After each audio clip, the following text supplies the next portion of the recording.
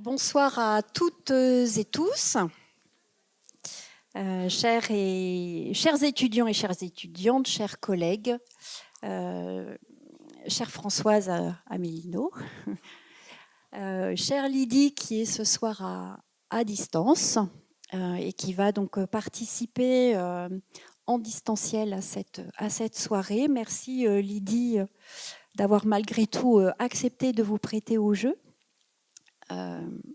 Tout va bien se passer.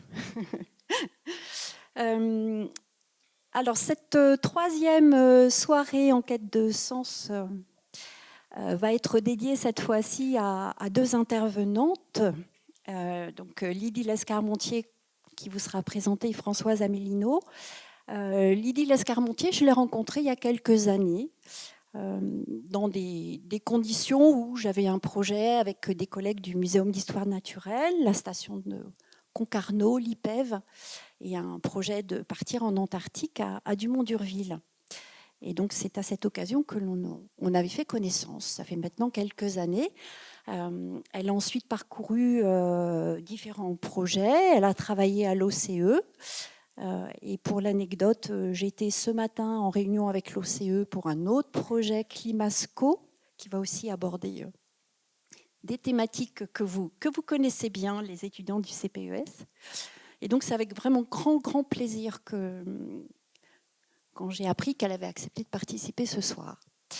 Je vais vous souhaiter une très belle soirée avec un peu d'indulgence si jamais la technique nous rattrape et perturbe un petit peu les échanges. Mais je sais qu'on a sur scène des étudiants professionnels qui vont gérer ça d'une main de maître. Je les en remercie par avance. Belle soirée. Merci.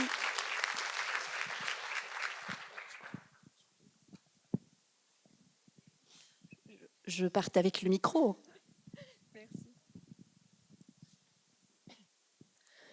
Bonsoir à toutes et à tous. Merci d'être parmi nous pour ce troisième épisode du cycle de conférences en quête de sens que nous, étudiants du CPES, vous proposons en partenariat avec le service culturel de l'Université de Rennes afin de diffuser les savoirs relatifs à la protection de l'environnement et d'en débattre. Avec nous ce soir, Lydie Lescarmontier et Françoise Amélino pour évoquer leurs expériences du monde glacial de l'Antarctique. Lydie Lescarmontier, bonsoir. Alors, bonsoir Lydie Lescarmontier. Bonsoir à tous. Merci beaucoup pour l'accueil. Bonsoir, vous êtes donc glaciologue et depuis 2023, directrice des actions antarctiques au sein de l'ONG International Cryosphere Climate Initiative. Et avec l'Office for Climate Education, vous vous consacrez à l'éducation au changement climatique. Françoise Amélino, bonsoir. Bonsoir. Vous êtes écologue et chercheuse au laboratoire EcoBio de l'Université de Rennes. Vous êtes aussi enseignante et notamment responsable du CPES à l'ENS Rennes. Vos recherches portent sur les oiseaux marins polaires. Vous avez notamment participé à un hivernage à la station Dumont-d'Urville en Antarctique pour étudier les manchots empereurs et adélie entre novembre 2010 et février 2012. La station Dumont-d'Urville, Madame Lescarmontier, vous y avez aussi travaillé, mais vous ne vous y êtes pas rencontrée. Votre rencontre s'est faite plus tard via l'association APEC qui aide les jeunes chercheurs dans leur carrière, les jeunes chercheurs en milieu polaire. Vous avez d'ailleurs organisé ensemble la semaine polaire, une semaine de webinaires à destination des scolaires. Et donc, outre ces activités, vous partagez une expérience commune, pas si commune pour nous Bretons, puisque vos aventures vous ont mené sur une terre des plus hostiles, l'Antarctique. Cette immense étendue de glace, Madame Lescarmontier, vous la rencontrez en 2008, alors que vous ne connaissez rien à la glaciologie, et pourtant vous débutez une thèse en glaciologie. Vous sortez en effet d'un master en océanographie et météorologie. Et pourtant, vous racontez dans La Voix des pôles, un livre palpitant écrit comme un roman à suspense, publié en 2021, Comment vous êtes tombée amoureuse de l'Antarctique. Madame Lescarmontier, vous êtes bien sûr notre invitée d'honneur. Et à la lecture de votre livre, nous avons construit notre entretien en 3 temps. Alors d'abord, pour mieux saisir ce que signifie réellement être glaciologue, et plus précisément, donc être scientifique, et plus précisément être glaciologue, vous nous parlerez de vos voyages et des spécificités plus méconnues du métier. Vos aventures et mes aventures feront l'objet de notre deuxième partie. Et enfin, nous aborderons avec vous votre travail de transmission, ce travail auquel vous œuvrez depuis plusieurs années. Chaque partie sera donc l'occasion de confronter votre expérience avec celle de Françoise Amélino. À vos gants, crampons et doudounes, nous embarquons pour le pôle Sud.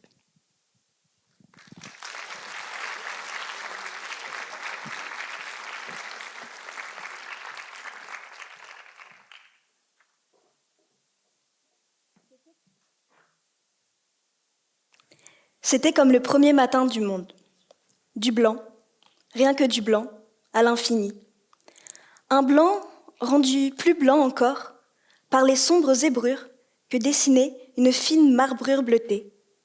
Des veines, affleurant sous une peau de satin. Fiché dans cet immense animal endormi, il y avait l'astrolabe. Pour débuter notre entretien et mieux comprendre les réalités du métier de chercheuse en milieu polaire, nous aimerions évoquer cet embarquement obligatoire à bord de l'Astrolabe, que vous surnommez par ailleurs le Gastrolabe quand la houle est forte. C'est le seul patrouilleur de l'armée française capable de traverser les 40e rugissants, puis les 50e hurlants, briser ensuite le pack antarctique pour acheminer les scientifiques français vers la station Dumont d'Urville. Avez-vous pu vivre cet embarquement comme un privilège et pouvez-vous revenir sur l'ambiance particulière à son bord ?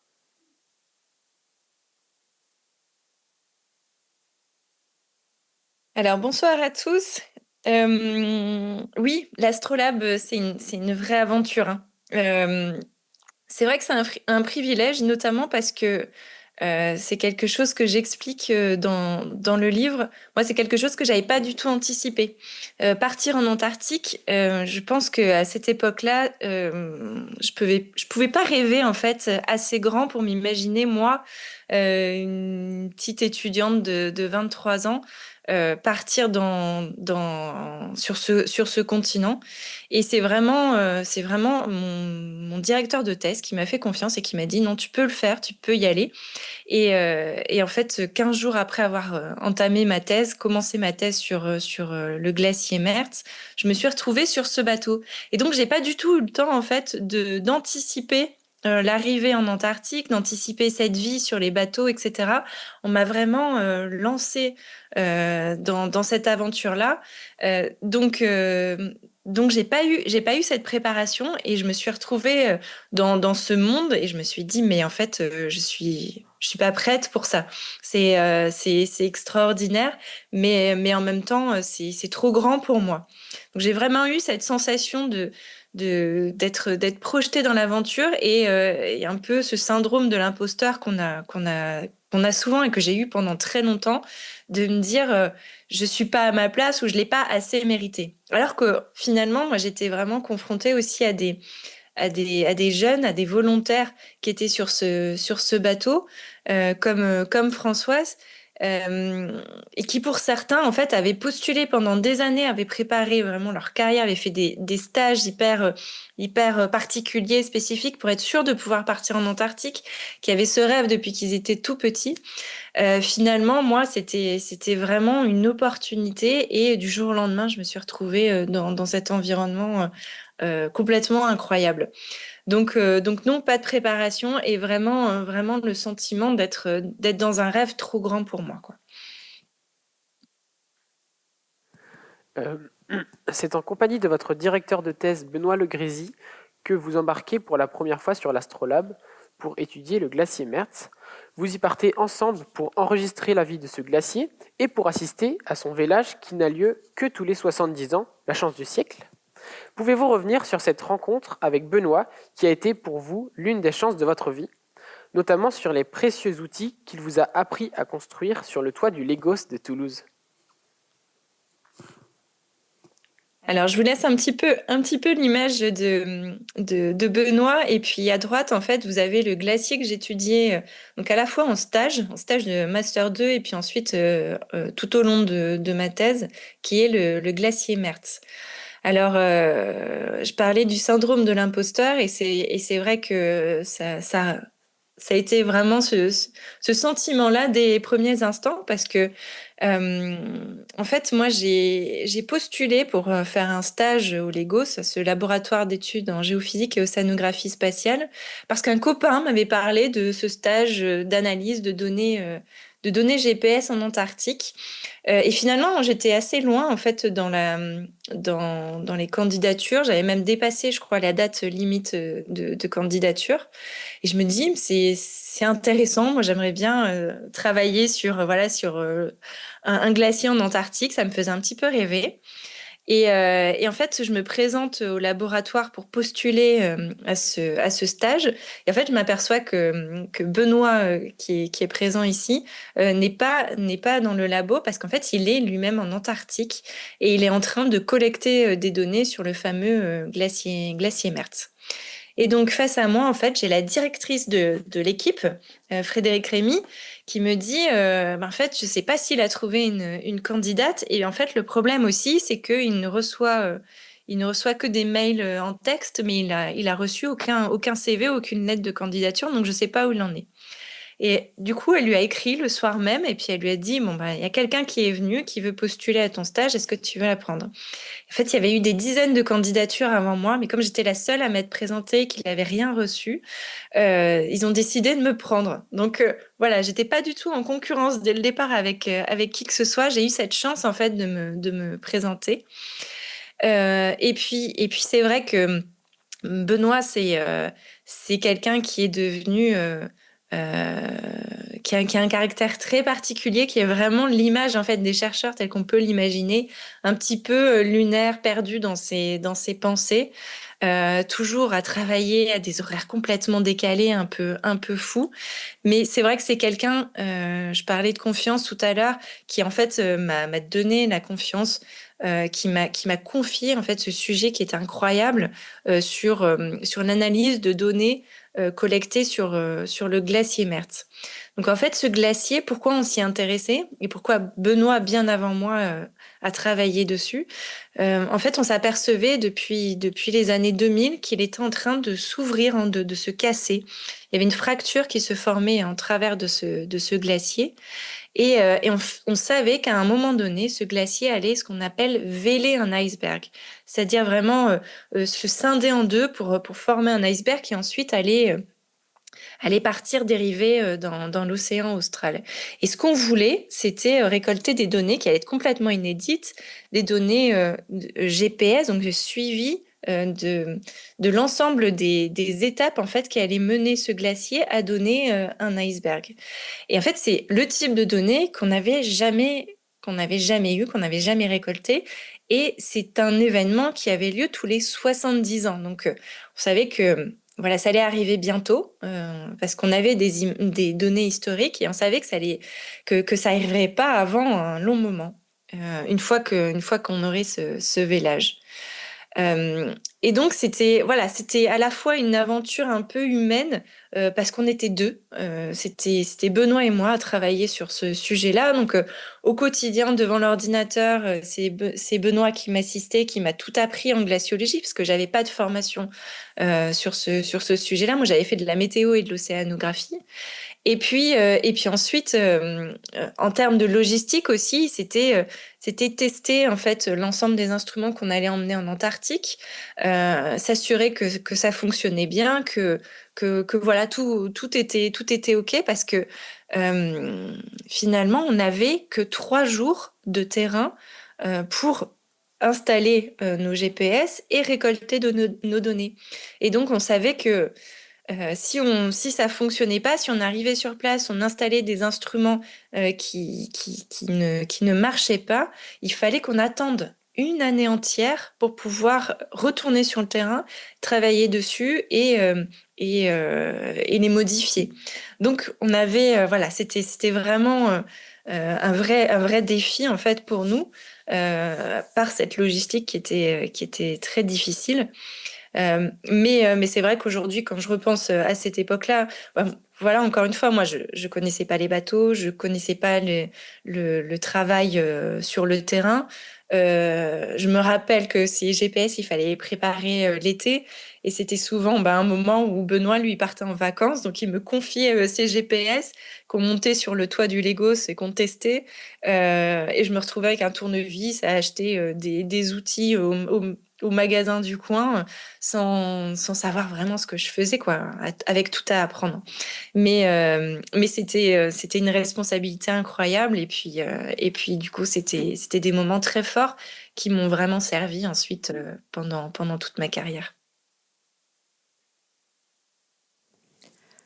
Ces données que vous avez récoltées sur le glacier ont ensuite fait l'objet de votre thèse. Quelle a été la démonstration, la conclusion de cette thèse? Et quel éclairage particulier a-t-elle donné sur le réchauffement climatique contre lequel vous êtes absolument déterminé à vous battre?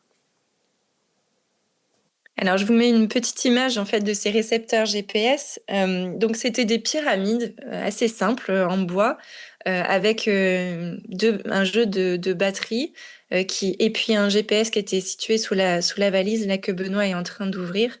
Donc, qui collectait des données sur une petite carte mère et qu'on devait venir chercher d'une année sur l'autre. Et tout ça était alimenté par des panneaux solaires et une éolienne. Donc l'éolienne, on l'a installée la première année, puis on a laissé tomber parce qu'en fait, elles se sont toutes arrachées à cause du vent qui est vraiment extrêmement fort dans ces régions-là. Donc elles n'étaient pas adaptées, et puis il a fallu revoir le système. Mais, euh, mais alors le but en fait de l'étude de ce glacier, pourquoi on voulait suivre vraiment toutes les étapes qui allaient mener à la formation de cet iceberg. Donc en fait, juste pour vous expliquer un petit peu ce que vous avez comme image sous les yeux, vous avez à gauche, avec cette petite étiquette C28, une longue langue de glace qui représente du coup ce glacier Mertz. Et on voit bien la fracture en fait qui se développait en travers de cette langue de glace et qui allait donner un iceberg. Et le but de cette étude, et c'est marrant parce qu'on voit que c'est encore vraiment d'actualité aujourd'hui, c'était de comprendre en fait quels sont les liens entre ce glacier et la calotte antarctique qui est située en amont que vous voyez sur moi, vers le bas de l'écran, qui est en fait toute la glace qui se forme sur la calotte antarctique. Et ce qu'on voulait savoir, c'est si jamais nos glaciers, tels que le glacier Mertz, qui s'appelle les glaciers émissaires, se mettent à donner des icebergs, à s'amincir et à se casser de façon exacerbée, parce qu'en fait, en Antarctique, le réchauffement se fait presque exclusivement à travers l'augmentation de la température de l'eau. En fait, l'eau qui se réchauffe sous l'augmentation de la température atmosphérique aussi et le changement des courants marins, vient en fait lécher les langues de glace qu'on voit comme celle du glacier Mertz qui flotte sur l'eau et entraîne leur amincissement. Et donc, sous l'effet ensuite des marées, de la houle, ces glaciers-là se cassent. Et lorsqu'ils se cassent, ils donnent des icebergs. Et une fois qu'ils sont partis, on veut savoir si le glacier va accélérer et donc va ramener plus de glace de la calotte en amont vers les océans, ou si au contraire, il va se stopper. Et c'était vraiment la question de ma thèse, de savoir une fois que cet iceberg, l'iceberg C28 qui du coup a vélé à la fin de ma thèse, est-ce qu'une fois qu'il est parti vers l'océan, le glacier Mertz s'accélère et ça, c'est intéressant en fait dans les projections futures. Ce qu'on veut savoir, c'est si tous ces glaciers-là se mettent à fondre, est-ce qu'on perd en fait l'intégralité de la calotte antarctique? Et c'était une question à laquelle on voulait répondre et finalement on y a répondu il y a quelques années à peine. Et on sait que oui. On sait qu'une fois que tous ces glaciers-là vont fondre, en fait, ils agissent un petit peu comme des bouchons de bouteilles de champagne. Une fois que le bouchon est parti, le reste de la bouteille part vers les océans. Et donc là, on a vraiment un emballement de la fonte de la calotte antarctique. Donc c'était ça le cœur du sujet. On n'a jamais réussi à répondre avec cet exemple qui est le glacier Mertz, parce qu'en fait on a perdu trop de données, notamment celle qui était située en amont de l'iceberg et qui était aussi sur l'iceberg d'ailleurs. Mais aujourd'hui, on le sait, et on sait que ces glaciers-là sont vraiment des zones charnières du changement climatique. Pour vous, Françoise, votre thèse portait sur l'impact des changements environnementaux sur un oiseau marin de l'Arctique, le mergule nain. Pourriez-vous nous expliquer la méthode et l'aboutissement de vos recherches ? Alors, j'ai fait ma thèse au Centre d'écologie fonctionnelle et évolutive de Montpellier, sous la direction de David Grémier et Jérôme Faure. Et c'était dans le cadre d'un programme de l'Institut polaire qui s'appelle ADACLIM pour adaptation au changement climatique. Et le but de ma thèse, c'était de regarder comment les mergules sont impactés par le changement climatique. Et quand j'ai commencé ma thèse, on avait à peu près 10 ans de recul sur la biologie du mergule. Et pendant ma thèse, j'ai pu aller 3 fois sur le terrain. C'est un terrain qui se situe au Groenland-Est. Et alors, pourquoi étudier le mergule ? Alors, le mergule, ça ressemble à ça. C'est de la même famille que les macareux que vous devez connaître. C'est le symbole de la LPO. C'est beaucoup plus petit, c'est, disons, la moitié d'un macareux à peu près. Et cet oiseau, c'est en fait l'oiseau le plus abondant de l'Atlantique Nord, l'oiseau marin le plus abondant de l'Atlantique Nord. Il est très petit, mais on en trouve vraiment beaucoup dans tout l'Arctique. Et on ne le connaît pas trop chez nous parce que c'est une espèce qui se reproduit uniquement en Arctique. Et pourquoi c'est intéressant d'étudier du coup des espèces arctiques ? C'est parce que le changement climatique se fait beaucoup plus rapidement en Arctique. Et du coup, quand on étudie ce qui se passe là-bas, ça nous donne un peu une idée de qu'est-ce qui va se passer chez nous à plus long terme. Et donc, pour suivre la biologie de cet oiseau, on s'est intéressé notamment à la survie des adultes, à la croissance des poussins, aux proies que les adultes ramenaient à leurs poussins. Et on avait aussi des données sur les mouvements des oiseaux en leur mettant des enregistreurs miniatures pour savoir où est-ce qu'ils vont se nourrir en été avec des GPS. On regardait aussi où est-ce qu'ils allaient en migration avec des petits appareils qui enregistrent la lumière et qu'on peut laisser sur une bague pendant une année entière sur les oiseaux. Et on étudiait aussi leur comportement de plongée en mettant des capteurs de pression pour savoir à quelle profondeur ils allaient plonger. Et donc le but de ma thèse, ça a été de corréler les paramètres biologiques de l'oiseau avec les conditions environnementales pour voir comment varier son comportement en fonction des conditions environnementales. Et en gros, les résultats qu'on a trouvés, c'est qu'il y avait des modifications du comportement de plongée notamment et des proies qu'ils pouvaient ramener à leurs poussins en fonction de la température de l'eau et de la quantité de banquise qu'il y avait autour de la colonie. Mais cela n'affectait pas la croissance du poussin ou la survie des adultes. Donc a priori, en gros, ils arrivent à se débrouiller avec les différentes conditions environnementales auxquelles ils étaient soumis. Pendant les années, on avait pu les étudier.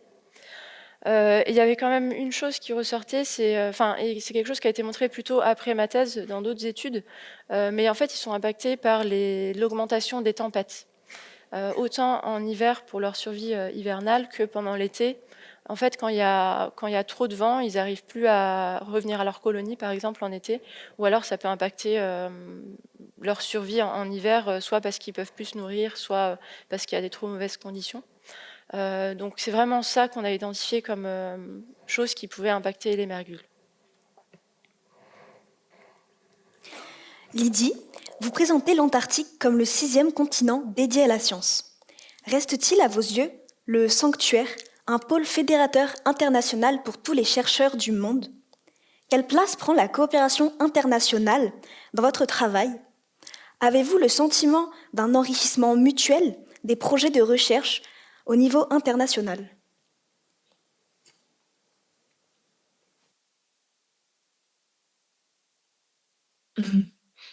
Pardon, oui, effectivement, c'est vrai que je pense que l'Antarctique, c'est vraiment un symbole très fort en fait de la collaboration, et l'Antarctique et la recherche en plus. En plus, moi, j'ai eu la chance de faire une thèse franco-australienne. Donc, j'ai fait la moitié de mon cursus en France et l'autre moitié en Tasmanie, la petite île au sud de l'Australie. J'avais 2 directeurs de thèse, un français et un australien. Et en fait, c'est quelque chose, cette coopération, je la ressentais dans mon sujet de travail, parce qu'en plus, le glacier Mertz était situé vraiment à la limite, en fait, entre le territoire, donc la terre Adélie, qui est en fait le territoire français en Antarctique, et la côte George V, qui est du coup plutôt le territoire australien.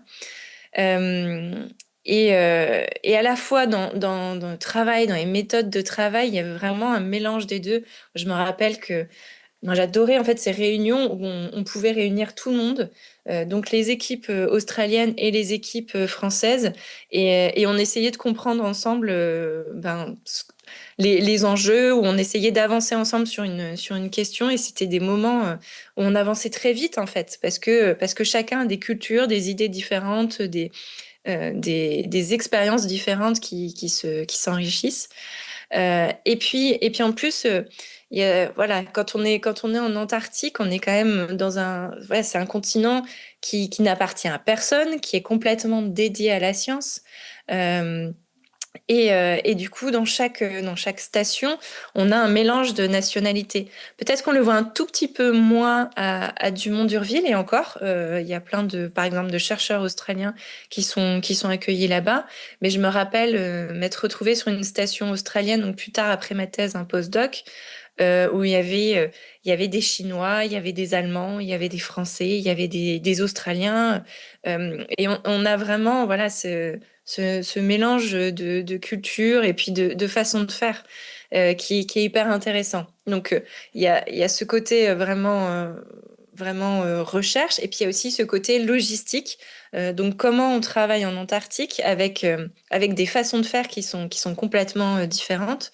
Si je peux, moi, j'ai eu vraiment les deux expériences très fortes pendant mes quatre missions françaises, où voilà, notre travail il se faisait à partir du bateau. On avait 3 jours pour aller sur le terrain. Tout était assez codifié, très très structuré. On devait passer il y avait une personne qui était dédiée, qui était là pour nous aider, etc. Mais c'était compliqué en fait d'improviser.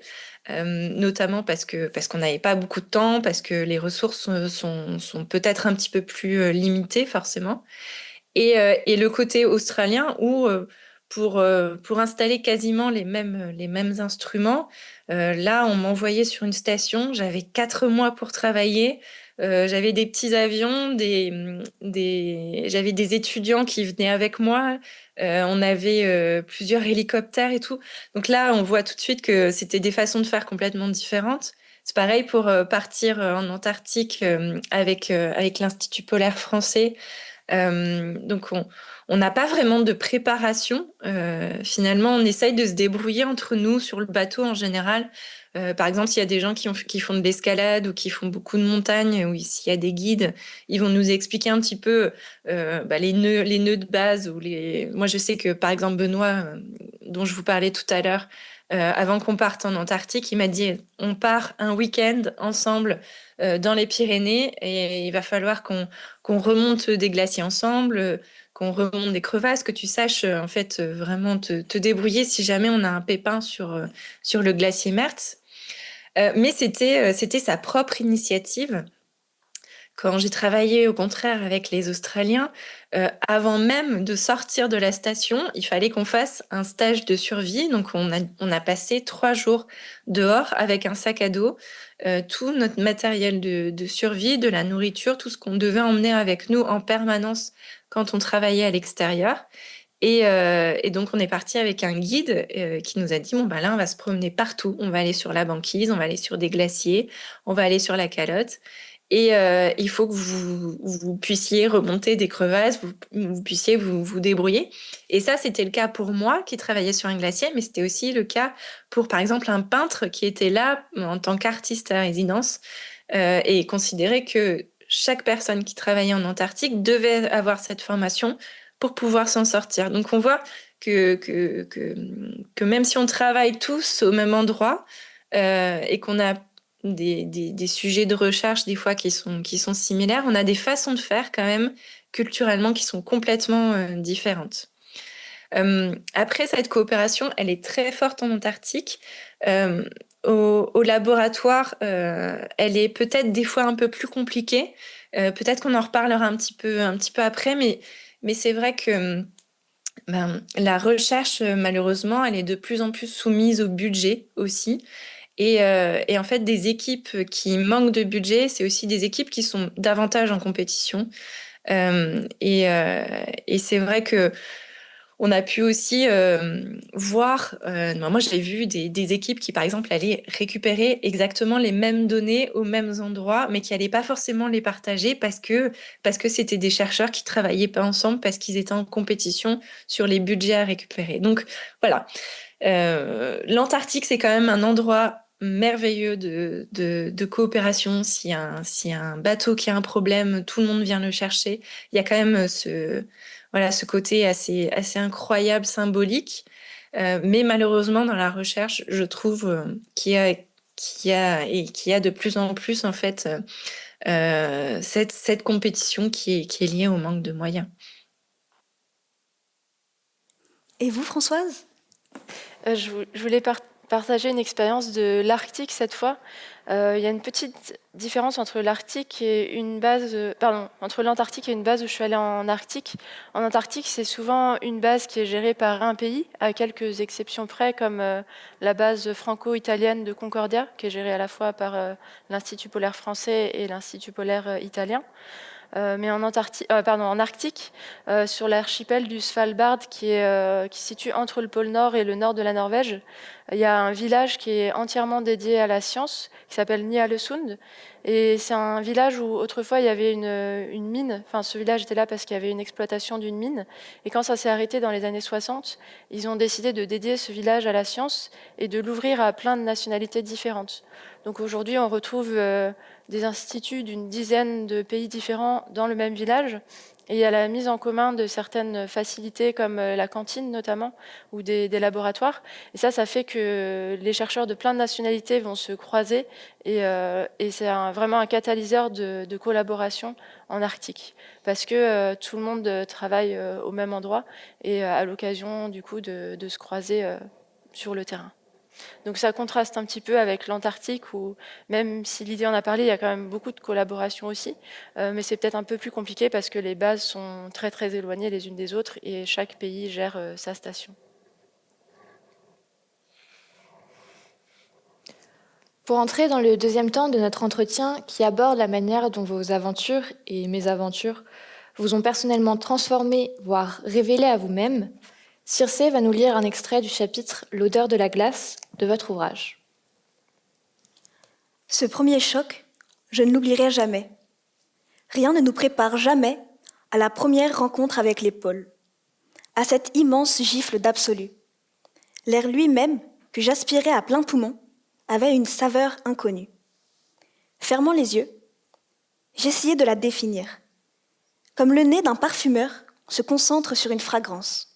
En vain, hormis peut-être un soupçon d'iode. C'était une odeur sans odeur, juste une quintessence de fraîcheur. On peut entendre dans cet extrait votre fascination à la découverte de l'Antarctique pour la première fois. Jean-Louis Etienne décrit, à peu près comme vous, de manière très sensorielle, le moment où il a atteint le pôle en solitaire. Est-ce que, comme pour lui, ce souvenir est indélébile ?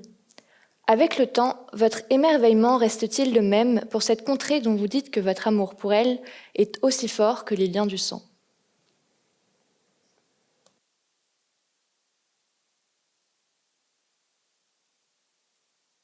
Alors je dirais que oui.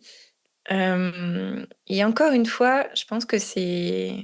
Alors, je pense que c'est encore lié en fait à ces premiers instants où je me suis retrouvée en Antarctique et je me suis dit, oh, mais c'est juste incroyable et presque je mérite pas ça.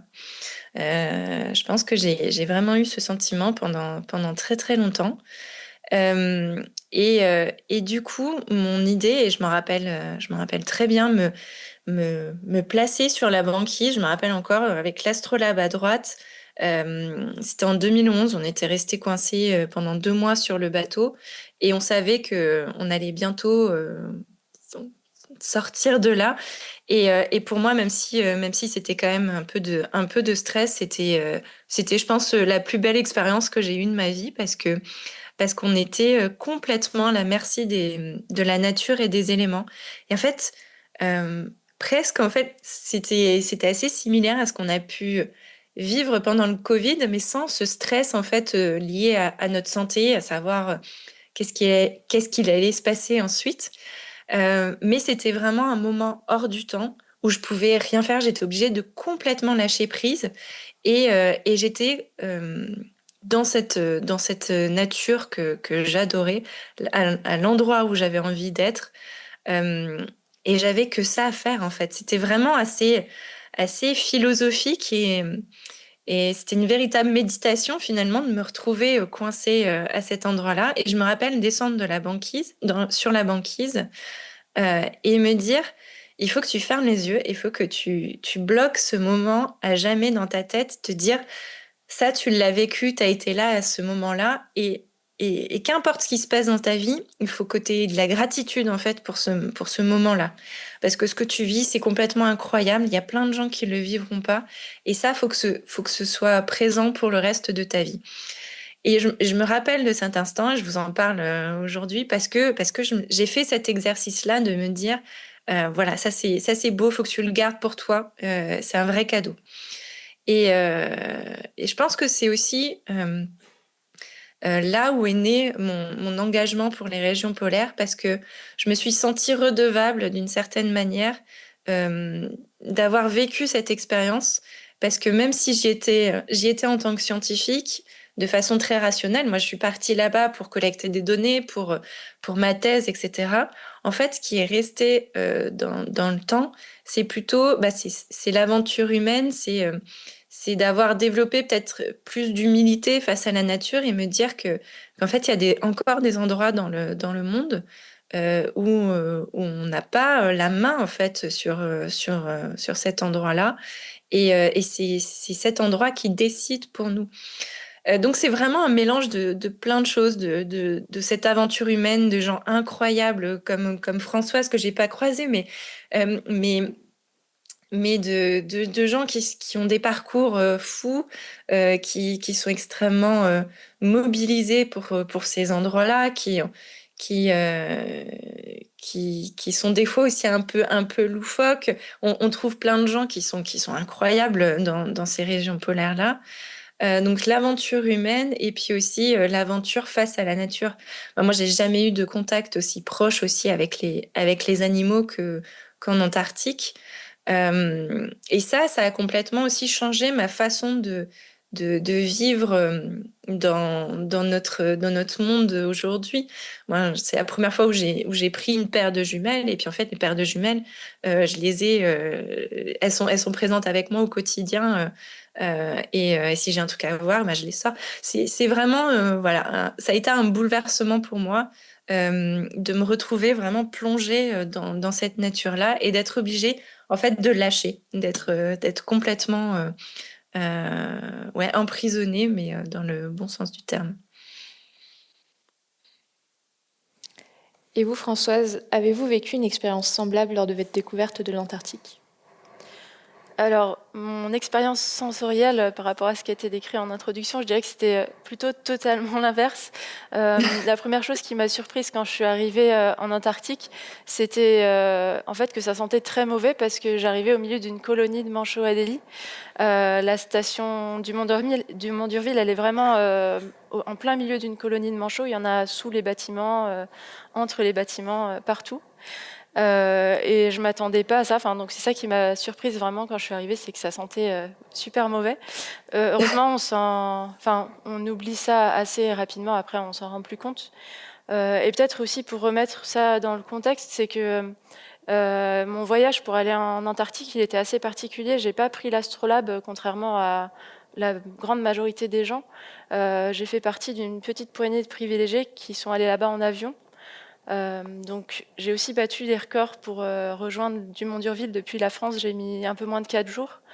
Et donc, il faut passer par... on est allé en avion jusqu'à la Nouvelle-Zélande.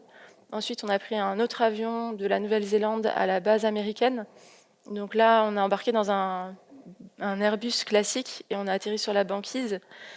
Et après, de là, on a repris un plus petit avion qui nous a amené jusqu'à la base italienne et ensuite jusqu'à la base du Mont d'Urville. Donc ça a sans doute aussi changé la perception que j'ai eue de l'Antarctique, dans le sens où quand on arrive avec l'Astrolabe, c'est un effort, ça se mérite d'arriver en Antarctique. Et puis il y a le côté on doit traverser des mers très très agitées et puis soudainement on arrive dans un endroit hyper paisible. Et moi j'ai plutôt eu l'impression d'être parachutée en Antarctique, ce qui était super chouette aussi. Mais voilà, du coup ma première impression c'était cette odeur des manchots. Et puis il y a aussi le fait que comme il fait jour tout le temps en été, les manchots ils vont chanter à n'importe quelle heure du jour et de la nuit. Donc ça peut être aussi assez bruyant parce qu'à 3 heures du matin, soudain, ils se mettent à chanter juste sous votre fenêtre. Mais c'est pareil, on s'habitue. Et puis c'est aussi une chance énorme d'avoir tous ces manchots autour de nous parce que c'est vraiment très rigolo de les regarder. Alors je devais les regarder pour mon travail, mais je passais aussi énormément de temps à les regarder juste pour le plaisir, parce qu'ils sont super drôles et comme il y en avait partout, il y avait de quoi regarder. Lydie, dans votre livre, vous racontez la mission que vous a proposée Tony. En tant que jury de votre thèse, il a été convaincu par la méthode des GPS appliquée aux glaces et vous a proposé de rejoindre son laboratoire à Canberra pour faire des recherches pendant 10 mois de l'année, puis des missions, les 2 mois restants pour les appliquer. Tout cela en encadrant des thésards. Cette proposition de post-doctorat semblait être sur le papier la définition même du bonheur, mais elle s'est révélée nettement moins idyllique. Pensez-vous qu'il existe souvent un décalage entre ce que promettent les missions aux chercheurs et la réalité une fois engagés ?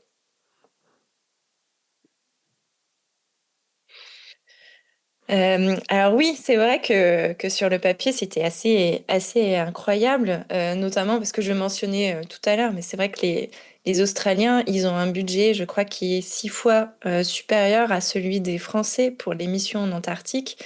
Et là, on me proposait voilà, de faire des missions les unes après les autres. Moi, j'ai eu la chance de parcourir toutes les bases australiennes aussi, donc Casey, Davis, Mawson, faire du camping dans des endroits complètement incroyables en Antarctique.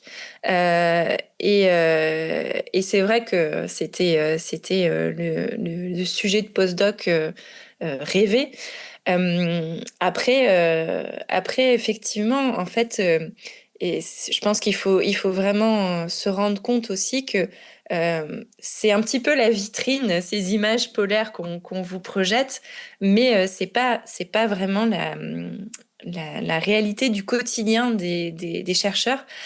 Comme je le disais, sur le glacier Mertz, quand j'étais en thèse, on avait 3 jours vraiment sur le glacier pour collecter nos données. Et ensuite, on avait toute une année de travail. Donc, le quotidien d'un chercheur, c'est vraiment un travail relativement solitaire face à son ordinateur, à analyser, à faire de la programmation informatique. Et moi, quand je suis arrivée en Australie, effectivement, j'avais pour le coup plutôt 4 mois de terrain par an. Mais par contre, j'avais aussi à débugger un programme informatique qui était passé de main en main pendant des années. Il y avait 5 personnes différentes qui avaient travaillé dessus, qui était un véritable chaos. C'était des pelotes de laine. Il y avait des programmes dans tous les sens. Il me fallait des journées entières pour faire tourner le programme et avoir mes résultats ensuite. Et du coup, c'était assez ingrat comme travail. Et oui, forcément, je pense que mon directeur de thèse, il m'avait vendu mon directeur de postdoc, pardon, s'il m'avait vendu ce postdoc en tant que vous avez débugué un programme informatique, bien sûr, j'y serais pas allée. Mais voilà, il y avait tout le reste autour. Donc le décalage, il n'existe pas toujours. Mais par contre, c'est vrai que moi, j'ai beaucoup d'étudiants qui me contactent en me disant je rêve de faire de la glaciologie parce que je rêve d'aller en Antarctique, je rêve de parcourir les régions polaires.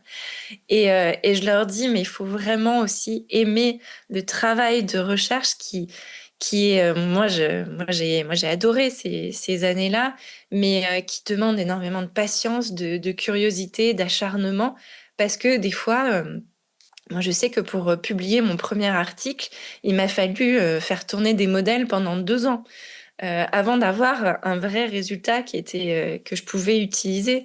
Des fois, moi, j'ai des collègues qui ont travaillé sur des sujets pendant des années et des années avant d'avoir la réponse à leurs questions. Et donc, il faut aussi avoir cette notion du travail de recherche qui n'est pas forcément quelque chose d'hyper sexy, d'hyper aventureux. C'est aussi être confronté à son ordinateur. Et je pense que en fait, il y a plein de jeunes qui ont aussi envie d'aller dans les régions polaires et je leur dis, ne regardez peut-être que glaciologue, en fait, c'est la pire voie pour y aller. Et si vraiment c'est l'aventure qui vous tente, essayez peut-être un autre métier. Il y a plein de... Voilà, on peut être pâtissier, on peut être médecin, on peut être peut-être pompier, marin, soudeur, et on peut aller en Antarctique. Donc ça aussi, voilà, je pense que c'est le message à faire passer à ceux qui ont envie de cette aventure-là, parce que moi j'ai plein de collègues glaciologues qui n'ont jamais mis un pied en fait dans les régions polaires. En vous lisant, on comprend que la recherche polaire est soumise à de nombreux aléas, notamment liés à la météo ou aux conditions matérielles, et que rien n'est jamais totalement certain avant d'être sur le terrain. Cette part d'incertitude vous semble-t-elle frustrante ?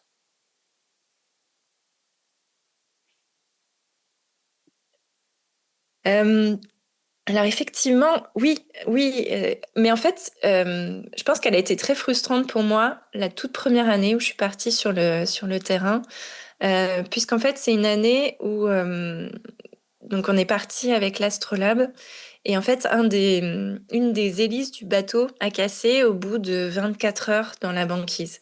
Et en fait, on a dû faire demi-tour et rentrer en Tasmanie. J'avais même pas vu un manchot pour tout vous dire. Donc j'avais fait tout ce voyage à travers l'océan austral. T'es confronté au mal de mer. Voilà, c'est quand même assez difficile et très rustique. Et quand j'arrivais dans la banquise, j'étais dans ce milieu, Françoise en parlait, enfin paisible, et je me disais, ça y est, l'Antarctique arrive. Et en fait, d'un coup, on me l'enlevait. Et on me disait, bah, tu fais demi-tour. En plus, comme on n'avait plus qu'une hélice sur le bateau, au lieu de faire 5 jours de traversée, on en a fait 12. Donc encore du mal de mer, encore tout ça, et pour réattendre encore 1 an avant d'avoir la chance de revenir.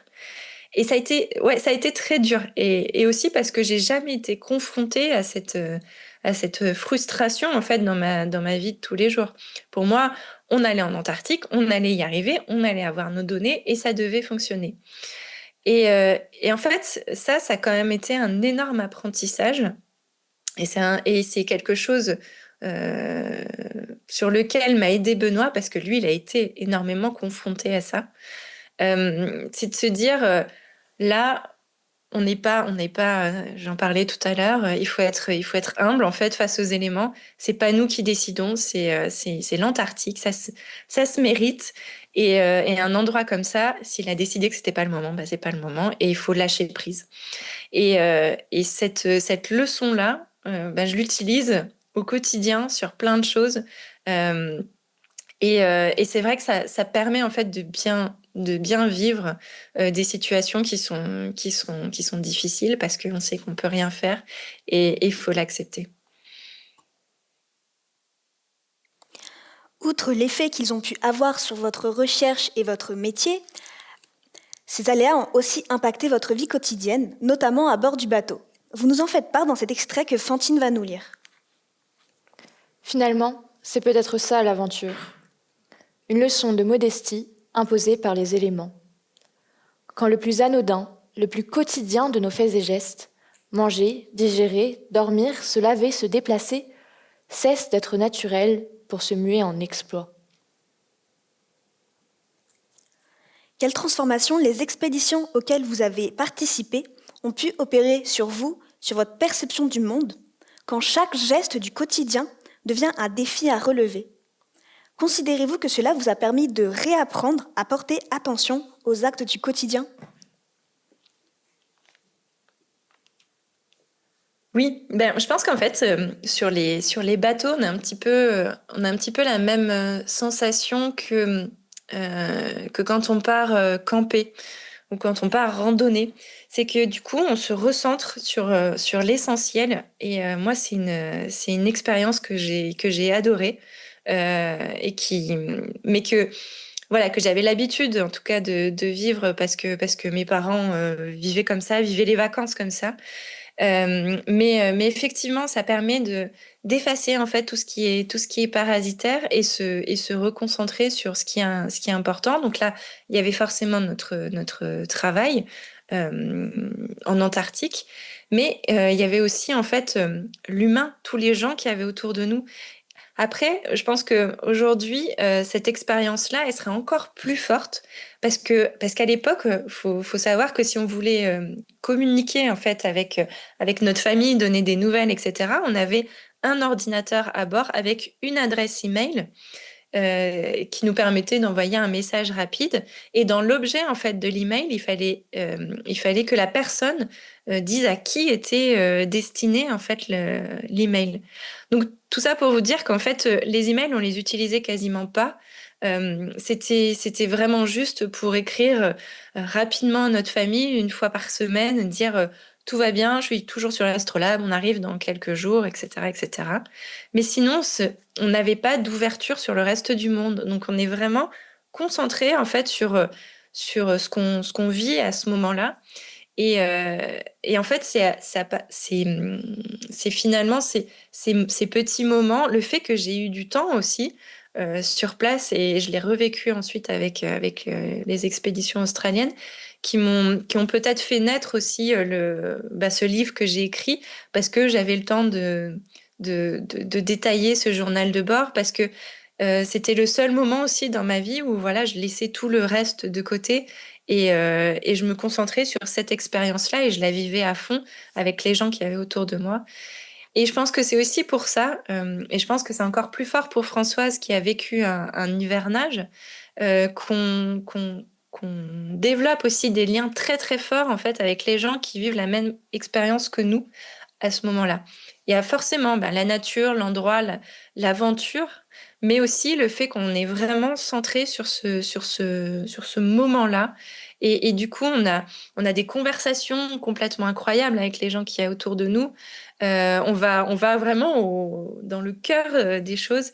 Et ça, c'est une expérience, pour tout vous dire, qui me manque aujourd'hui, où on a tous nos ordinateurs, nos téléphones, on est tous connectés et on a énormément de bruit parasite.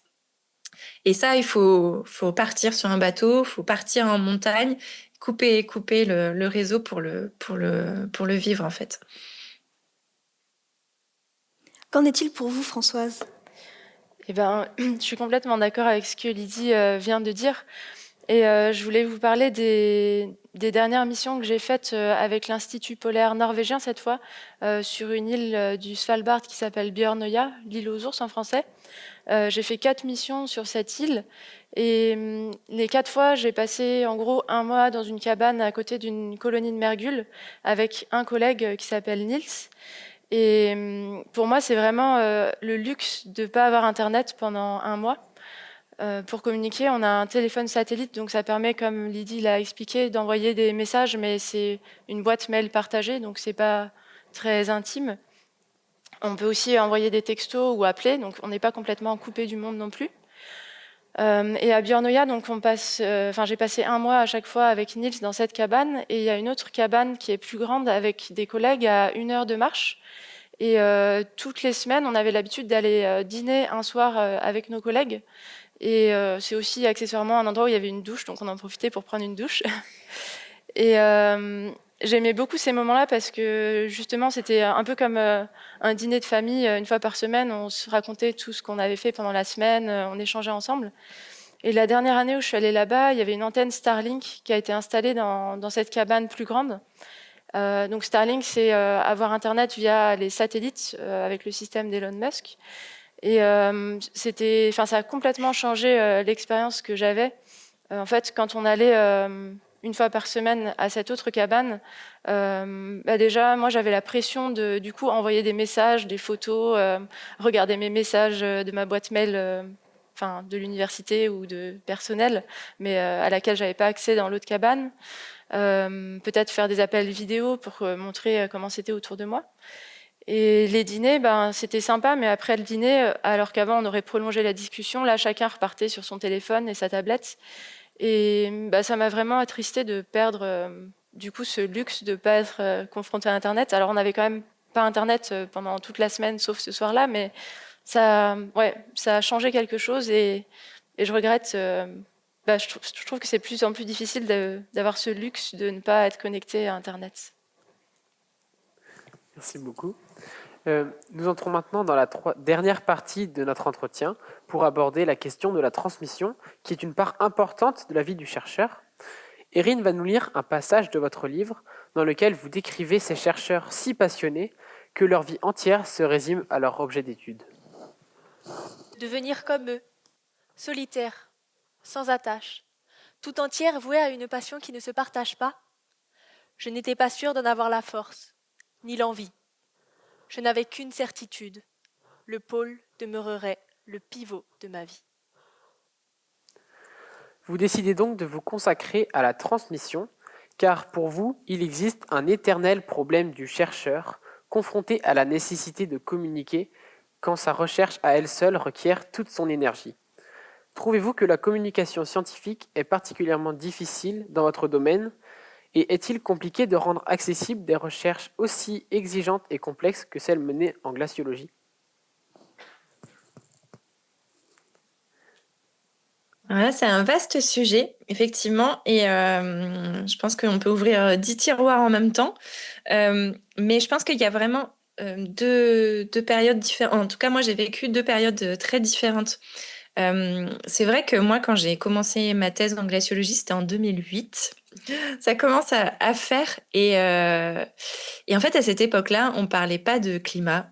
Quand on me parlait, on me disait est-ce que c'est vrai ces glaciers qui fondent et tout. En tout cas, il n'y avait pas du tout d'informations comme on l'a aujourd'hui sur le réchauffement climatique, sur le climat. C'est quelque chose que j'ai vu apparaître il y a 10 ans.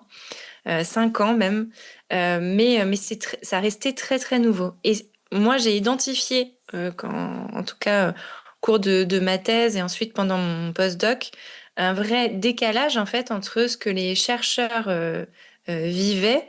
Moi, je me rappelle discuter avec un collègue sur la station Moson, qui était météorologue, qui prenait des mesures de température pour installer une piste d'avion près de la station.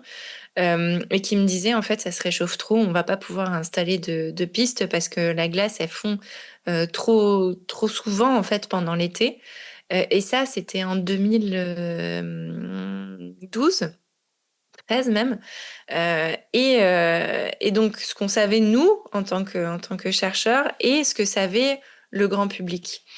Et c'est vrai que c'est aussi pour ça que je me suis impliquée dans Apex plus tard et qu'on a pu travailler ensuite avec François sur la semaine polaire.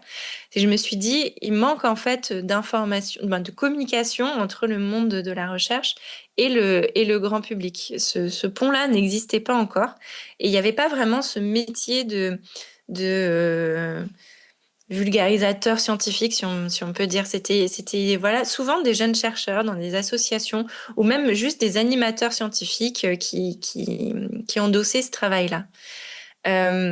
Et c'est vrai que moi, c'est devenu quelque chose qui a été de plus en plus pressant en fait au cours de mes recherches.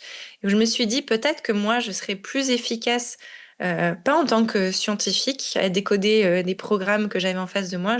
J'avais des collègues qui étaient bien meilleurs que moi. Mais par contre, je pense que mon atout, c'était de raconter des histoires et de parler en fait de ce que je savais sur le climat, sur les régions polaires, au grand public.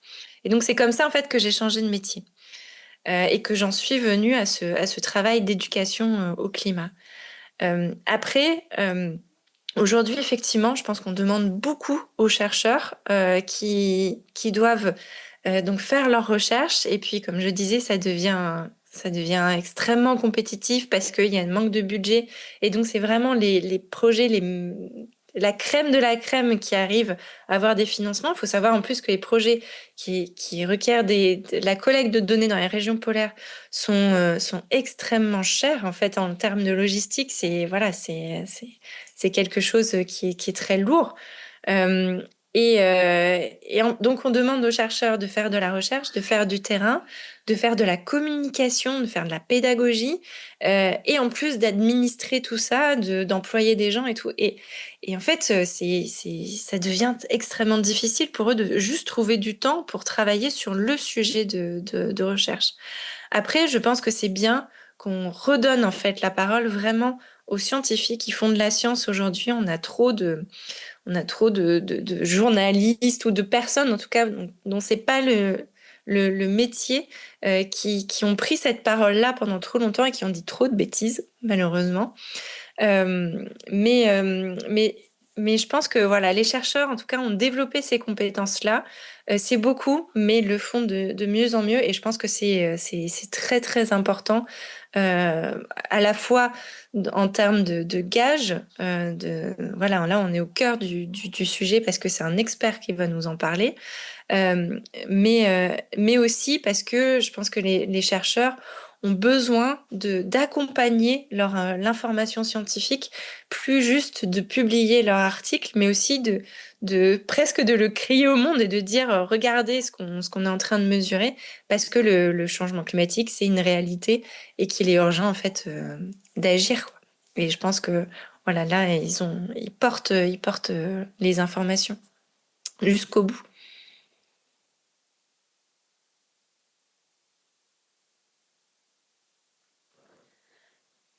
Dans La Voix des pôles, vous évoquez la faible présence des femmes en glaciologie et lors des missions. Avez-vous observé des évolutions au fil de votre carrière et que faudrait-il, selon vous, pour favoriser une plus grande place des femmes dans ce milieu? Alors, hop. Alors effectivement, oui, c'est pas un milieu qui est très très féminin, la glaciologie, même si je pense que ça change de plus en plus. Euh, la première fois que j'ai embarqué en Antarctique, on était, je pense, 5 filles peut-être à bord de l'Astrolabe pour 45 personnes. Donc c'est pas beaucoup.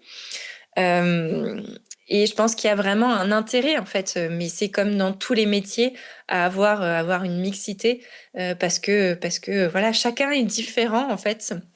Voilà, c'est de la mixité de genre, la mixité culturelle, ça apporte, ça enrichit, en fait, ce travail à la fois dans le milieu de la recherche, mais aussi au sein des expéditions.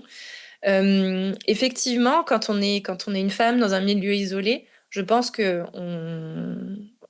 on peut pas vivre tout à fait de la même manière qu'en société parce qu'il y a des choses qu'on peut pas faire. Moi, j'ai emmené deux, même trois étudiantes en thèse en Antarctique et c'est quelque chose dont on a beaucoup parlé parce que je pense qu'on peut pas.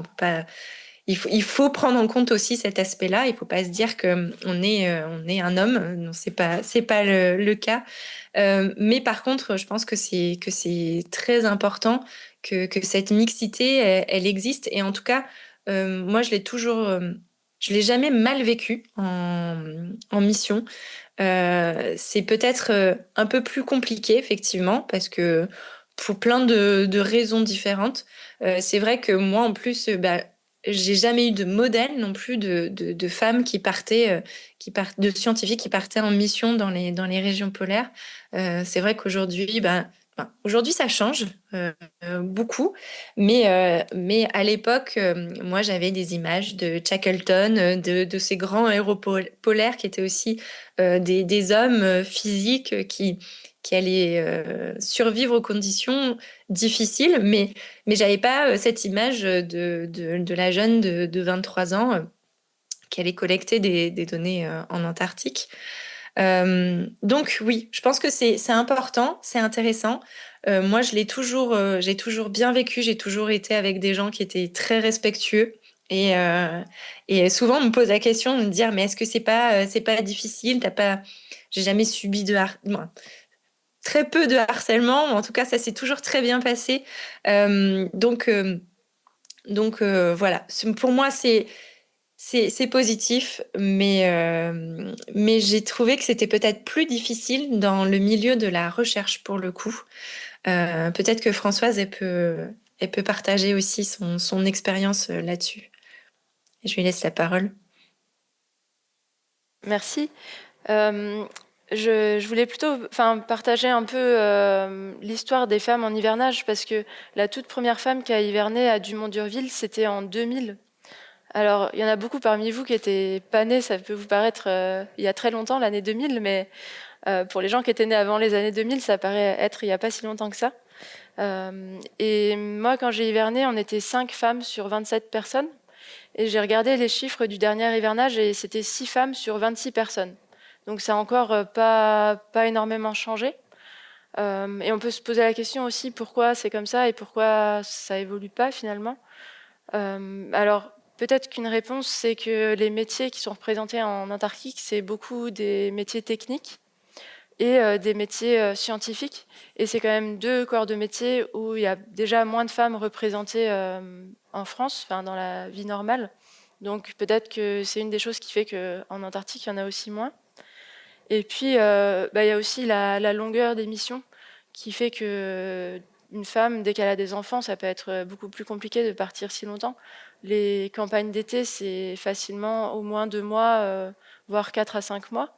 Et les hivernages, c'est une année complète. Donc on imagine bien que pour les femmes, dès qu'elles ont des enfants, ça devient plus compliqué de partir. Et c'est peut-être encore un peu plus facile aujourd'hui pour un homme de laisser sa femme et ses enfants que pour une femme de laisser son mari et ses enfants, pour parler d'une famille classique. Et après, moi, comme Lydie, au quotidien, j'ai pas été gênée plus que ça par le fait d'être une femme dans un milieu où il y avait beaucoup plus d'hommes. Mais il y avait quand même aussi des petites choses. Par exemple, quelque chose qui m'a marqué, c'était les vêtements. Quand je suis partie habiter dans le nord de la Norvège, je me suis dit, chouette, je vais pouvoir ressortir mon manteau que j'avais en Antarctique. Et en fait, quand je l'ai essayé, il était tellement grand que c'était ridicule et je ne l'ai pas pris parce que je pouvais juste pas porter ça avec des gens normaux, entre guillemets. Et parce que c'était juste des vêtements qui n'étaient pas faits pour les femmes. Mais je me souviens que quand j'étais en Antarctique, il y avait quelques collègues australiennes qui étaient là et qui avaient des vêtements faits pour les femmes, des doudounes qui étaient complètement ajustées à leur corps. Et j'étais vraiment jalouse de leurs vêtements. Lydie, tu as dû avoir la chance de mettre ces vêtements-là sur le terrain. Et puis plus récemment, avec l'Institut polaire norvégien, cette fois, on nous a donné des vêtements qui étaient vraiment les plus modernes. Et j'ai eu une salopette qui me permettait d'aller faire pipi sans avoir à tout enlever. Parce que normalement, si vous avez une salopette, vous devez enlever votre manteau pour pouvoir baisser votre pantalon. Et pour moi, c'était un truc un peu révolutionnaire sur le terrain parce que enfin, j'avais pas besoin d'enlever tous mes vêtements quand j'avais besoin d'aller aux toilettes. Donc c'est des petites choses. Vraiment, c'est pas conçu pour les femmes. C'est des hommes qui ont conçu tout ça. Et l'Institut polaire français, il s'en fichait un peu, je pense, d'avoir des vêtements adaptés aux femmes. Mais au quotidien, ça peut être un peu pesant. Je sais qu'il y avait une hivernante aussi qui était très petite et ils n'avaient pas de vêtements à sa taille parce que c'était que des tailles pour hommes. Donc c'était vraiment contraignant.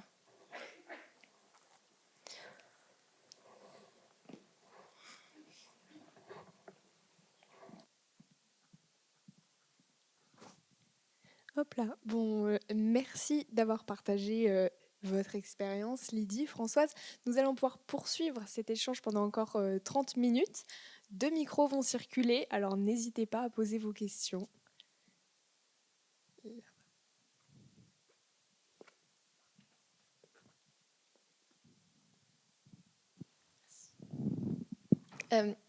Dans votre livre, La Voix des pôles, vous racontez le moment, quand vous parlez de votre sujet de thèse, vous dites que le sujet est de déterminer si le village accentue ou ralentit la fonte des glaciers.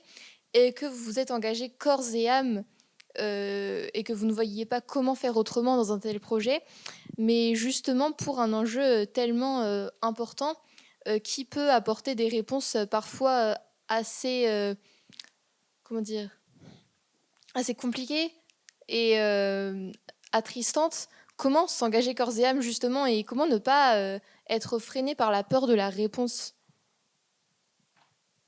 Ah, c'est une très bonne question.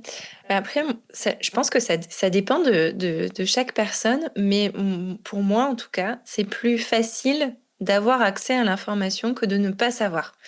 En tout cas, moi, je fais partie de ces gens qui ont besoin de savoir ce qui se passe dans le monde, parce que du coup, ça me permet comment dire, de faire mon bilan.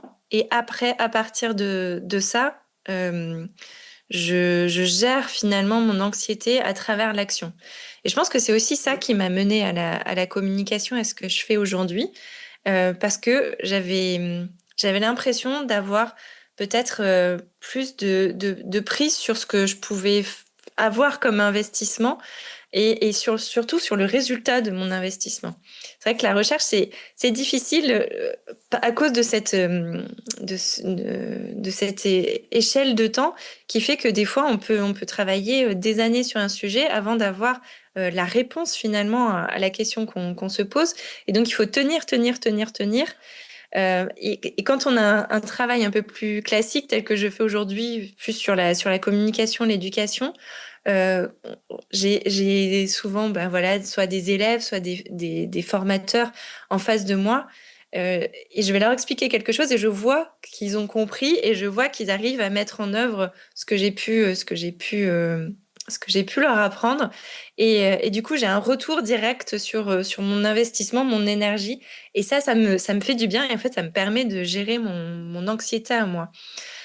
Donc finalement, je dirais plutôt ça. C'est vrai que le fait d'avoir voulu travailler sur le climat en plus dans les régions polaires qui sont vraiment aux avant-postes du changement climatique. Moi, le réchauffement en Arctique, ça fait déjà des dizaines d'années qu'il est présent.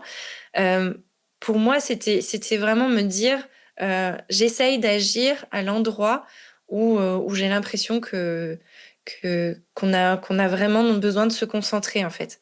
Et ça me permet d'apaiser vraiment ma propre anxiété parce que j'en ai comme tout le monde et j'en ai de plus en plus forcément.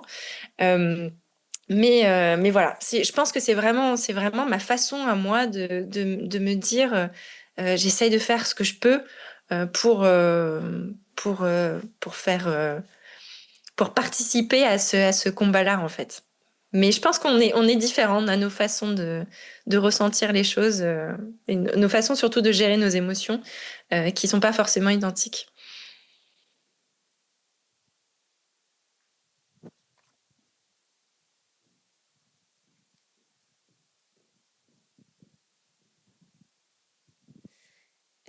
Dans un passage de votre livre, La Voix des pôles, vous dites que le réchauffement climatique est un argument à la mode et permet d'obtenir des financements sans qu'en contrepartie, les chercheurs subventionnés s'engagent pleinement dans cette cause d'intérêt majeur. Est-ce que ce manque de réelle motivation a ralenti vos recherches ou au contraire, l'effet de mode vous a aidé à avoir plus de financement, qui, comme vous l'avez dit, est plus difficile en France, et donc à faire de meilleures recherches? Je pense que l'époque était un petit peu différente. C'est vrai que à ce moment-là, on commençait à parler du climat et c'est vrai que c'était c'était pas du tout la même portée qu'aujourd'hui. À l'époque, c'était voilà, c'est de dire on essaye de regarder un problème qui est en train de se.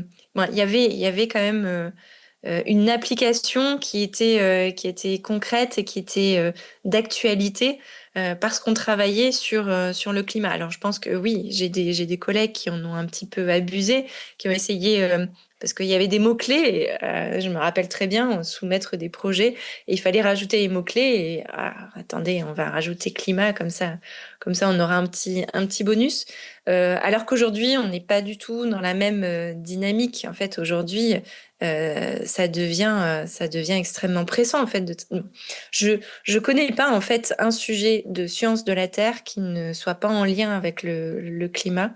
Et malheureusement, on est passé d'une science qui était peut-être plus fondamentale. Bon, il y avait quand même une partie de ma thèse qui était observer les différentes étapes de fabrication d'un iceberg de la part d'un glacier, qui reste quelque chose de très fondamental, et qui est quelque chose qu'on ne maîtrise pas complètement aujourd'hui, qui devient presque secondaire, non, qui vient complètement secondaire même dans les recherches d'aujourd'hui, parce que ce qui est important, c'est comprendre comment le climat est en train de changer notre monde et se projeter dans le monde d'après, parce que ça a un impact qui est tellement fort en fait sur nos sociétés qu'on ne peut pas passer à côté. Aujourd'hui, si on travaille sur l'Antarctique, on travaille sur l'élévation du niveau marin notamment.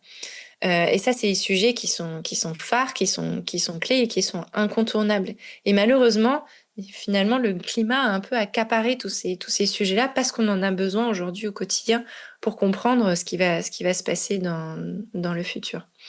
Donc, oui, à l'époque, c'était un petit bonus. Aujourd'hui, il n'y a plus du tout la même dynamique, ouais.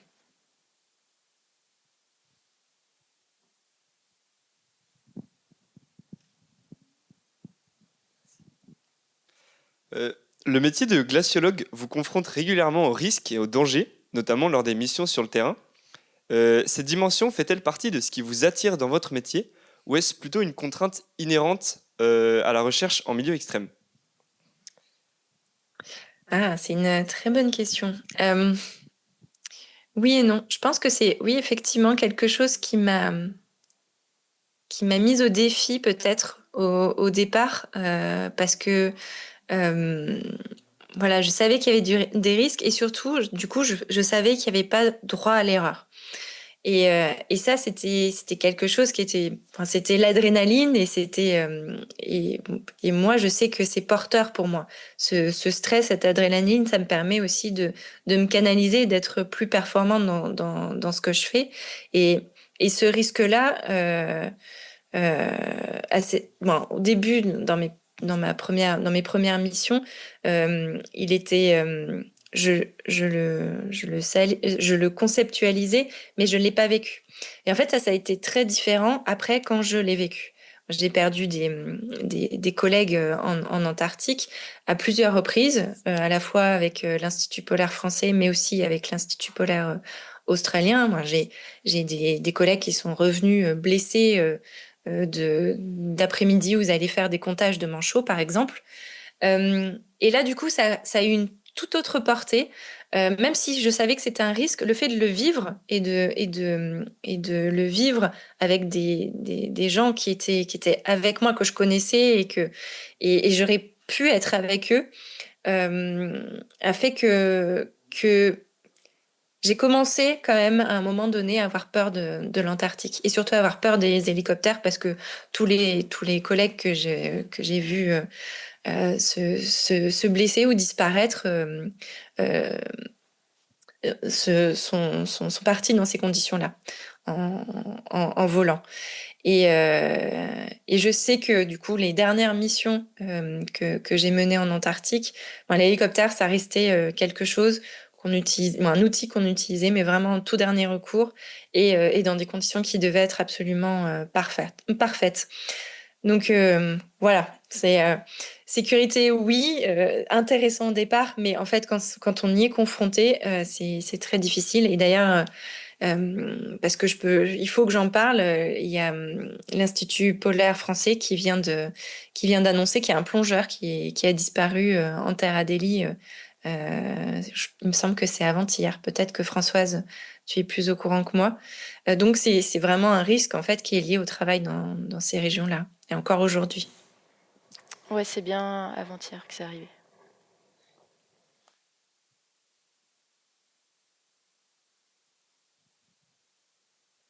D'autres questions?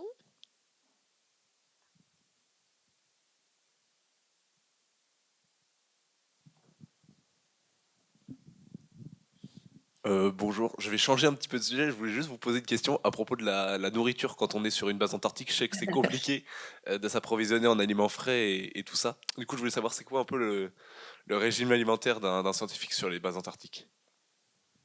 Ah, mais je vais la laisser à Françoise, cette question. Faut pas croire qu'on est malheureux. À la station française, on a un cuisinier et on a aussi un boulanger-pâtissier qui est là tout l'hiver parce qu'on ne peut pas survivre si on n'a pas une baguette et des croissants. Et de manière générale, c'est quelque chose sur lequel ils font vraiment attention. Donc on avait vraiment de la bonne nourriture à manger. Ils faisaient venir plein de fromages de France pour qu'on ait du comté ou d'autres fromages français. Tout ce qui était viande ou produits laitiers, ça venait d'Australie, ou fruits et légumes. Après, voilà, c'est peut-être les fruits et légumes qu'on a eu un peu, enfin, qui partent le plus vite parce qu'il y a 8 mois de l'année où on n'est pas du tout réapprovisionné. Mais on a eu des pommes et des oranges quasiment jusqu'au bout. Enfin, les pommes, elles ont tenu quasiment jusqu'au bout. Et après, oui, c'est quand même très confortable parce qu'on a de la nourriture congelée, des boîtes de conserve et un cuisinier et un pâtissier qui nous font à manger tous les jours. Donc, c'est royal. Après, peut-être que tu as une expérience différente en Australie, Lydie. Non, c'est pareil, on mangeait très bien. Moi, je me rappelle un dîner de Noël, c'était incroyable, mais en fait, il y avait trop de homards. Et je me rappelle du cuisinier qui a essayé de nous refourguer du homard en disant, mais faites un effort, vous voulez pas en prendre un troisième et tout, parce que j'en ai encore et je vais pas pouvoir le garder et tout. Donc non, on est vraiment pas malheureux et j'ai des collègues qui ont pris des kilos et des kilos dans les stations, ouais.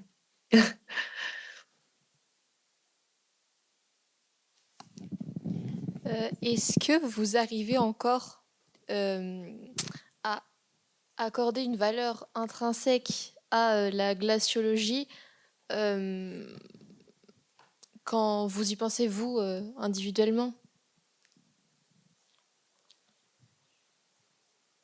Alors, je suis pas sûre d'avoir tout à fait compris la question. En fait, parce que vous disiez que l'aspect théorique avait été un peu éclipsé par l'urgence, mais est-ce que quand vous pensez à la glaciologie, vous aimez encore Ah oui. le métier pour ce qu'il est quand même ou pas? Ah oui, bien sûr, bien sûr. Ah, moi, j'aurais adoré faire de la recherche en glaciologie toute ma vie. Vraiment, vraiment. Et puis, alors, moi, je suis un peu une geek en plus, donc c'est vrai que la programmation, même si c'est très difficile, moi, c'était des moments que j'aimais beaucoup. Et encore une fois, je pense que euh, c'est, moi, j'aime bien cette idée de temps long. C'est vrai ce qu'on disait tout à l'heure sur le fait qu'aujourd'hui, tout va vite. On a accès à l'information de façon extrêmement rapide. On a besoin de ce retour-là. Moi, je sais que je le vois très bien sur ma fille qui a 3 ans. Aujourd'hui, elle me demande de la musique. Et tout de suite, on peut la trouver. Et en fait, elle a pris l'habitude d'avoir accès rapidement aux choses. Et je pense que c'est important aussi de cultiver le fait de chercher, d'avoir envie, de creuser, que ça prenne du temps pour avoir cette récompense au bout d'un temps qui est très très long. Ça n'a pas du tout la même portée en fait. Et la sensation de se dire, oh, ça y est, j'ai réussi ce truc-là, ça fait 4 ans que je travaille dessus, j'ai enfin ma réponse. Moi, je trouve que c'est incroyable. Donc, j'adore le travail de la recherche pour ça, pour cette idée de, voilà, je me creuse la tête et un jour, peut-être ou peut-être pas, j'aurai ma réponse. Je trouve que c'est hyper intéressant. Et en fait, il y a pas de, enfin, je vois pas d'autres métiers qui apportent ça. Et puis se dire aussi que on fait des choses qui ne vont pas forcément, qui n'ont pas forcément une application. Ça aussi, c'était quelque chose qui était intéressant de me dire. Aujourd'hui, je suis juste dans quel est le quotidien de mon glacier, qu'est-ce qu'il fait, qu'est-ce qu'il ressent, comment est-ce qu'il vit, comment il évolue dans le temps. Mais je fais pas quelque chose qui va nous rapporter à nous en tant qu'humains directement. Et j'aimais bien aussi ce rapport-là, quoi. Ces dernières années, le gouvernement accorde de moins en moins de financement à la recherche scientifique, comme vous l'avez dit tout à l'heure, notamment du coup à l'Institut polaire français dont vous avez fait partie. Pensez-vous que la recherche scientifique est mise au second plan, notamment en France, ou que alors que notre rapport à la recherche scientifique a changé au cours du temps? Oui, mais je pense que c'est le cas pour plein de métiers différents. En fait, aujourd'hui, il y a voilà, on est quand même dans une crise mondiale et puis nous, on n'y a pas échappé. Et puis tout ce qui dépend des finances publiques, voilà, elles souffre d'autant plus. Et puis malheureusement, ce que je disais, il y a un peu moi, je sais que les sujets qui étaient les plus financés quand j'étais en thèse, c'était les sujets les plus appliqués, en fait, ceux qui pouvaient. Moi, j'étais dans un laboratoire d'océanographie, donc typiquement tout ce qui pouvait servir au service des armées ou tout ce qui était lié en fait à la navigation, etc. Tout ça, c'était ou même tous ceux qui étaient financés par des assurances, qui avaient des applications très, très directes sur nos sociétés. C'était sujet. On savait que les thésards allaient avoir du travail derrière et où il y avait de l'argent. Mais tout ce qui était fondamental, il n'y avait pas de retour sur investissement qui était direct, ça, par contre, ça passait à côté. Et malheureusement, c'est une tendance qui s'exacerbe parce qu'on manque d'argent à plein de niveaux différents. Encore une fois, aujourd'hui, il y a une stratégie polaire qui a été publiée en 2023 ou 2024 pour essayer de revoir en fait tout notre lien en fait avec la recherche en milieu polaire, avec une vraie volonté du gouvernement de relancer ça, parce qu'il y a des enjeux aujourd'hui qui dépassent la recherche, qui sont aussi géopolitiques. Voilà, on parle beaucoup du Groenland en ce moment, et il y a d'autres pays qui ont très bien compris que on n'avait pas. On peut aussi asseoir en fait notre rôle, notre histoire dans les régions polaires en disant on fait de la très bonne recherche là-bas, on est présent là-bas, et du coup on est une nation polaire. Mais malheureusement, on a besoin de financement pour ça et aujourd'hui, on en manque. Ouais. Mais ça, c'est un vaste sujet. Pour en parler très longtemps.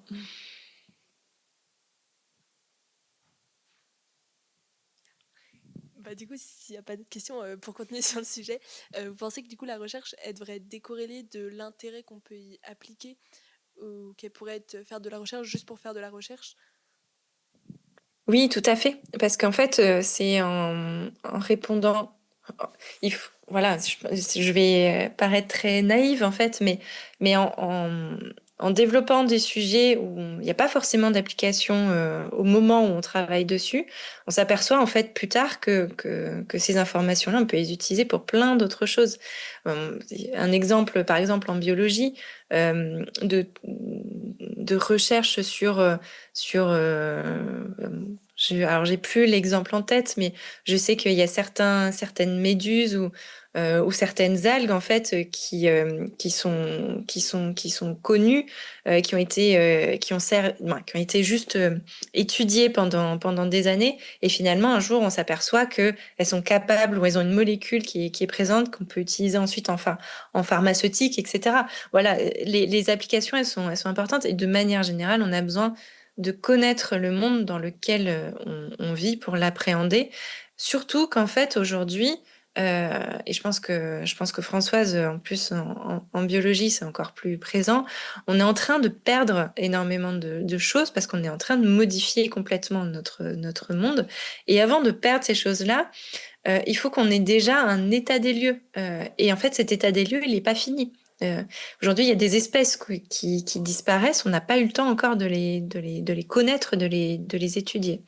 Et il y a vraiment en plus cette course contre la montre de se dire il faut qu'on aille plus vite que les changements environnementaux pour cette connaissance du monde et au moins passer ces informations-là aux générations futures.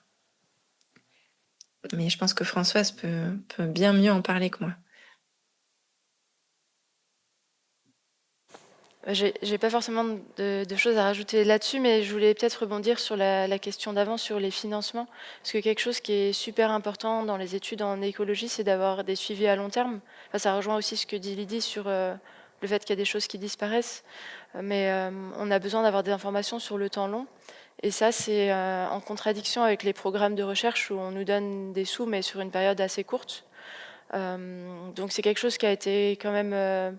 par exemple, le CNRS a mis en place des observatoires de la biodiversité où justement ils valorisent le fait qu'il y a des suivis qui sont faits depuis très longtemps.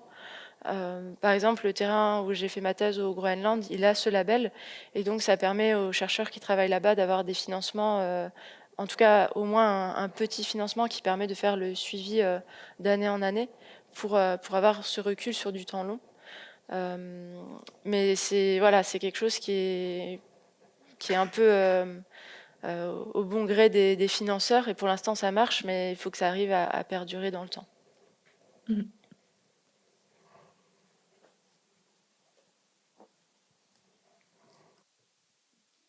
Moi, j'ai juste, pour finir là-dessus, j'ai juste un exemple parce que là, on parle d'études, mais sur mon master 2 recherche que j'ai fait en océanographie et météorologie, ce qui reste relativement appliqué quand même. Donc, on était 25. Il reste que 2 personnes qui travaillent dans le milieu de la recherche.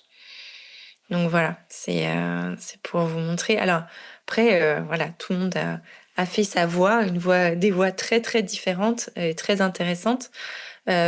Mais sur toutes ces personnes qui ont tous fait des thèses, je pense qu'il y en a que 2 en fait il y en a que 2 qui sont encore dans des laboratoires quoi aujourd'hui. Bonsoir. Moi, je me posais une petite question, surtout sur l'impact écologique que peut avoir notamment le transport pour vous deux, pour aller dans des contrées lointaines telles que l'Arctique ou l'Antarctique. Et est-ce que vous en êtes consciente et est-ce que vous essayez de minimiser vos déplacements un maximum? Oui, alors moi je peux parler de mon bilan carbone pour aller en Antarctique qui était désastreux. Mais oui, bien sûr, on a complètement conscience de ça. Et puis c'est vrai que Françoise parlait des odeurs. Moi, je me rappelle embarquer sur l'Astrolabe, on voyait cette fumée noire qui sortait. Ça sentait le gasoil absolument partout et c'est assez abominable. Donc oui, on est extrêmement conscient de ça. Mais du coup, c'est une responsabilité supplémentaire pour nous parce qu'on se dit, on vient jusque là, à l'autre bout du monde. Il faut vraiment qu'on soit hyper efficace. Moi, je sais que par exemple sur le bateau, je faisais des mesures océanographiques pour une collègue qui était dans mon laboratoire au Lagos à Toulouse pour pouvoir aussi me dire, voilà, ce trajet en bateau, il sert aussi à collecter de la donnée. Et c'est aussi là où on voit qu'on a besoin de collaboration. En fait, c'est plus... Je pense que ce qui est plus difficile pour moi, c'est de me dire qu'il y a encore énormément de travail qui peut être fait sur la collecte de données mutuelles et sur le partage de données. Malheureusement, il y a plein de données qui sont collectées par des laboratoires ou des équipes différentes aux mêmes endroits en Antarctique. Mais par contre, je pense que c'est quelque chose qu'on est obligé d'accepter et de se dire oui, on va avoir une empreinte carbone. Mais en fait, il y a plein de choses qu'on ne peut pas faire sans passer par ces moyens de locomotion-là. Donc, par exemple, aller sur un glacier, oui, on est obligé de prendre un avion, un hélicoptère pour y aller. Mais encore une fois, moi, je l'ai vu plus comme une responsabilité et me dire, il va pas pour rien, quoi. Ne te plante pas si t'es sur place et si t'as brûlé tout ce carbone, il faut que tes données, elles servent à quelque chose. Voilà. Je rejoins Lydie sur le fait qu'on en a pleinement conscience. Et parmi mes collègues, je sais qu'il y en a certains qui essayent de réduire. Enfin, je ne parle pas pour moi parce que je n'ai pas d'exemple précis qui me concerne, mais des projets où, par exemple, il faut aller sur une colonie d'oiseaux en hélicoptère parce qu'il n'y a pas d'autre moyen d'y accéder. Peut-être qu'on va faire les mesures que tous les 2 ans au lieu de les faire tous les ans pour justement réduire cet impact. Il y a parfois des sites où on pourrait accéder en bateau plutôt qu'en hélicoptère, mais c'est aussi assez contraignant les conditions en Arctique. Et parfois, c'est pas possible parce qu'il y a trop de banquise, par exemple, trop de glace. Et ça peut aussi mettre en danger la sécurité des personnes. Donc c'est toujours un peu un compromis, mais en tout cas, il y a une réflexion sur comment faire pour diminuer notre impact et justement tirer le meilleur parti des missions qu'on fait pour contrebalancer le fait qu'on utilise beaucoup de carbone. Après, je pense que pour rebondir là-dessus, il y a énormément de laboratoires en fait et de chercheurs qui s'engagent par exemple à faire beaucoup moins de conférences internationales. Parce qu'il faut savoir que du coup, on présente nos résultats scientifiques. On peut aller, il y a des grandes messes en fait où il y a tous les chercheurs qui se retrouvent. Et en fait, toutes ces conférences qui avant étaient uniquement en présentiel, aujourd'hui, elles sont en hybride. Et en fait, il y a énormément de gens qui du coup ne se déplacent plus à ces occasions-là et puis gardent leur déplacement vraiment juste pour collecter les données. Mais il y a un vrai changement dans les laboratoires, en tout cas, sur ces questions d'empreinte carbone. Ouais, il y a un vrai travail. Puis après, dans les stations aussi, il y a de plus en plus de stations qui s'équipent en fait de moyens de fabrication d'énergie renouvelable. Mawson, typiquement, on avait une éolienne. Je sais qu'à Dumont-d'Urville, ils ont voulu en installer. Je ne sais pas si elles fonctionnent aujourd'hui, mais en tout cas, il y a aussi cette volonté, cette volonté-là, ouais. Par rapport à l'empreinte, en fait, pour réchauffer moins la planète, en fait, il faut utiliser moins d'électricité et créer moins de data numérique. Si on prend par exemple une bouilloire, on a tous une bouilloire pour faire la tisane, on met de l'eau dedans, vous laissez le couvercle ouvert et vous mettez en route la bouilloire et vous chronométrez combien de temps ça met à réchauffer de 1 degré la pièce où vous êtes. Donc moi je l'ai fait, ça fait 27 minutes dans la petite cuisine que j'avais, bon très bien. Après vous faites pareil avec du gaz, les flammes bleues là, et vous chronométrez pendant 27 minutes, la même durée, vous regardez combien de degrés ça augmente. Donc là c'était 1,8 degré, alors ok, quand on fait que de l'eau tout seul, 1 degré, et avec le gaz c'était 1,8 degré. Et quand on met les deux en même temps, vous savez ça augmente de combien ? Dans cette expérience-là, ça a augmenté de 4 degrés. D'accord ? 1,8 le gaz tout seul, CO2. 1 degré tout seul avec de l'eau, 0 CO2. Donc avec la même empreinte carbone, on passe de 1,8 à 4,1. C'est quand même un sacré angle mort. Donc ça serait intéressant de s'intéresser à ça, en fait, tout en continuant à faire nos métiers. Mais ça, ce n'est pas comptabilisé dans l'empreinte, en fait, dans l'empreinte de pollution, l'empreinte carbone. C'est aveugle. Dans les bulles de l'Antarctique, dans les carottes de glace, on peut voir le CO2, on peut voir le CH4, on peut voir plein de trucs, mais on ne peut pas voir l'eau, on ne peut pas voir la vapeur d'eau. Donc, en fait, l'électricité est le cancer pour la biodiversité, et le numérique en est la cigarette. Donc, si déjà on désactive toutes nos données mobiles de smartphone et qu'on les active que quand on a besoin du GPS ou de voir nos mails, eh ben déjà on réchauffera moins la planète. En plus, en fait, l'agriculteur ou quand on boit de l'eau, quand on réduit notre temps dans la douche, en fait, envoyer de l'eau dans l'atmosphère et envoyer de l'eau chaude, c'est ça qui assèche la planète et qui réchauffe le plus, beaucoup plus que le CO2 en fait. Et ça, ce n'est pas comptabilisé, voilà. Donc, réduire le numérique, quoi. C'est ça l'idée. Et d'ailleurs, c'est pas un hasard si notre ami Elon Musk, avec Starlink, on peut mesurer la teneur en vapeur d'eau, qui est très variable, qui n'est pas comptée dans l'empreinte du GIEC et tout ça. On compte que le CO2 et tout ça. Non. Si, je vous promets que la vapeur d'eau, elle est pas comptée. Eh bien, vous regarderez, elle n'est pas comptée. Parce que c'est sur 100 ans la moyenne. Et la vapeur d'eau, ça va durer 3 semaines.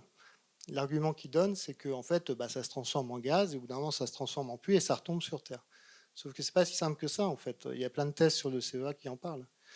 Et d'ailleurs, quelle est la référence sur l'Antarctique de l'emballement de la fonte ? Probablement qu'au centre de l'Antarctique, ça doit être égal. Sur le bord, il y a une accélération, mais pas au centre. Et c'est pareil au Groenland. Mais bon, c'est pas très grave. Donc tous à notre niveau, on peut déjà faire moins d'électricité, utiliser, voilà. En fait, qu'est-ce qui utilise le plus l'eau ? Par exemple, en France, sur de l'eau liquide, plus de la moitié, c'est utilisé pour refroidir les centrales électriques et les data centers. Voilà, bon, c'était pas pour... oui, voilà. Donc c'est pas les agriculteurs et c'est pas le fait qu'il y ait trop d'humains sur Terre, c'est l'électricité, quoi. C'est ça le concept. Merci. Alors, notre entretien touche à sa fin. Alors, un grand merci à Lydie Lescarmontier et Françoise Amélino d'avoir été avec nous ce soir.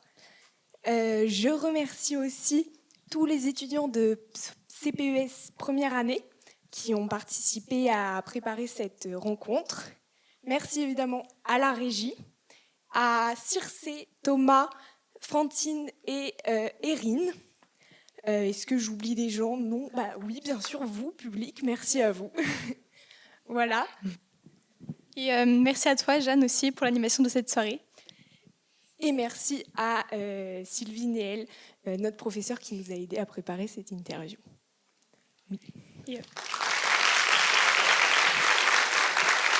Merci beaucoup, merci à toutes et à tous, et donc merci à toute l'équipe aussi du service culturel qui vous accueille ce soir, donc dans cette salle de spectacle qui est du Diapason, et on est très content d'être en collaboration avec le CPES pour ces moments d'échange.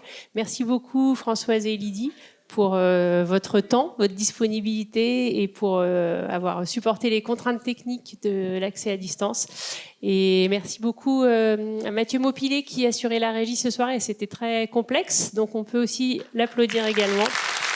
Il était accompagné d'un stagiaire qu'on accueille cette semaine qui s'appelle Ruben et qu'on peut remercier aussi. Merci beaucoup à toutes et à tous. Il y a des affiches disponibles que les étudiants vont vous distribuer si vous souhaitez garder un souvenir de cette soirée. Merci.